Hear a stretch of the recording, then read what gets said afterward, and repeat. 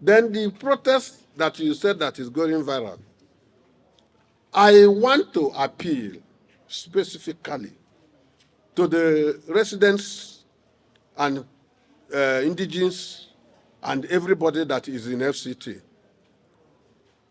Please, lions do not destroy their dens.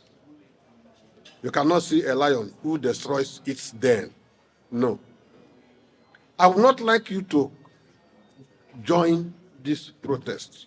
I plead of you, because we have toiled, we have suffered to ensure your safety. We have fought those people outside Abuja. We have been to Kaduna to fight them. We have been to Nasarawa to fight them. We have been to Kogi to fight them. We have been to Niger to fight them so that you can be safe. That is why I have lost men. Last week alone in Gidandogo, I lost two policemen. The other day, I lost 2 again. Let our loss pay for the protest. I want to plead with you. We don't need you to be in the streets before somebody will say he is trying the police might. Or you will say, go and say, Igweh did this, Igweh did that. Please, please, don't destroy where you are living. If you check, the government have provided good roads, whether it's from the minister of FCT or from the president. Check the roads in FCT.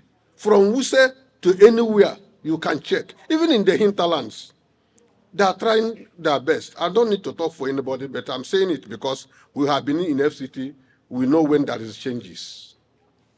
We have been in FCT. We know when there is changes. There is changes now in FCT.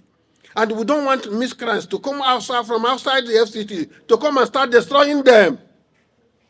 We will go back to square one, where we were before.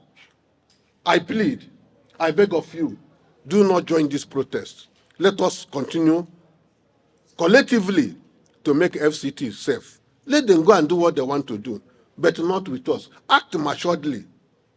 Act maturely. Act like people who appreciate even the loss we have been losing to ensure your safety. Use it to appreciate us. If you give it to us, we will be very happy. We will continue to provide security for you.